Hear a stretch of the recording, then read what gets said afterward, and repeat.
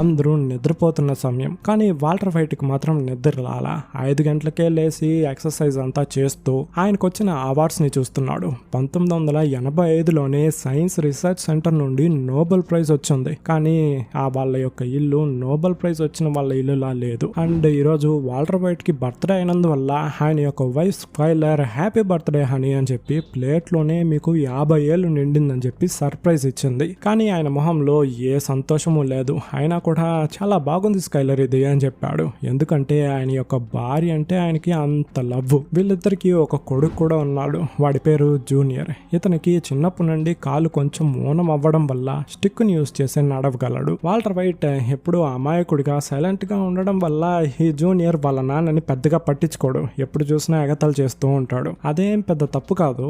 Actual గా మనం కూడా మన నాన్న హీరోగా ఉండాలనే కదా ఆశపడతాము. ఇప్పుడు వాళ్ళ కొడుకుని కాలేజీలో డ్రాప్ చేసి అదే కాలేజీలో క్లాస్ తీసుకుంటున్నాడు. మన వాల్టర్ వైట్ యొక్క కెమిస్ట్రీ నాలెడ్జ్ ఏంటని చెప్పి ఆయన ఇంట్లో ఉన్న వాటిని చూసే మనం తెలుసుకుంటాము. సో ఇక్కడ కూడా చాలా క్లియర్ గా ఎక్స్ప్లెయిన్ చేస్తూ ఉన్నాడు. మన కాలేజీలో లాగా టెక్స్ట్ బుక్ చూసి ఎక్స్ప్లెయిన్ చేసేసి క్లాస్ నుంచి వెళ్ళిపోరు. కెమికల్స్ వల్ల ఏమేం జరుగుతుందని చెప్పి అక్కడే ప్రాక్టికల్ గా చేసి చూపించి మనకు అర్థమయ్యేలా చెప్తారు. సో వాల్టర్ వైట్ చాలా సీరియస్ గా క్లాస్ తీసుకుంటూ ఉన్నాడు. క్లాస్ లో ఉన్న ఒక ధనవంతుడి కొడుకు ఒక అమ్మాయితో వేసుకోవడం చూసి తిట్టగా వాడు కూడా కోపంగా వచ్చి ముందు కూర్చుంటున్నాడు. తర్వాత క్లాసెస్ అంతా అయిపోయాక ఒక car water wash company billing counter లో పనిచేస్తున్నాడు. ప్రొఫెసర్ గా ఒక మంచి శాలరీనే వస్తుంది. ఎందుకు ఇక్కడికి వచ్చి పనిచేస్తున్నాడు డౌట్ మీకు రావచ్చు. యాక్చువల్ గా వాడున్న ఇల్లు వాడి యొక్క సొంత ఇల్లే. కానీ దాన్ని తీసుకోవడానికి కొన్ని అప్పులంతా చేస్తుంటాడు కదా.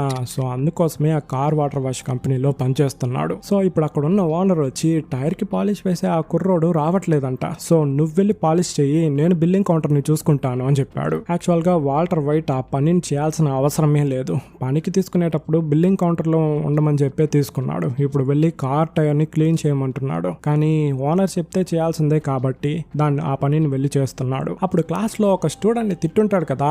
వాడు ఫోటో తీస్తూ చదివితే పెద్ద పెద్ద పొజిషన్స్ కి వెళ్ళొచ్చు అని చెప్పి క్లాస్ పీకుతూ ఉంటారు కదా. ఇప్పుడేంటి నా కార్ పాలిష్ చేస్తున్నారు అని చెప్పి ఎగతలు చేస్తున్నాడు. వాల్టర్ వైట్ కి కోపంగా ఉన్నా ఏం చేయలేడు. ఆయన యొక్క ఫ్యామిలీ యొక్క సిచ్యువేషన్ అలాంటిది. తర్వాత కార్ తీసుకొని ఇంటికి వెళ్తూ ఏం జీవితం రా బాబు ఇది అంటూ ఇంటికి వెళ్ళి డోర్ ఓపెన్ చేస్తే సర్ప్రైజ్ అని చెప్పి ఫ్యామిలీ మెంబర్స్ ఇంటి పక్కన ఉన్న వాళ్ళంతా వాల్టర్ వైట్ కి విష్ చేస్తున్నారు. సో ఆయనకున్న కష్టాల మధ్యలో ఈ పార్టీ ఆయన కొంచెం ప్రశాంతతని రిలాక్సేషన్ ని ఇచ్చింది.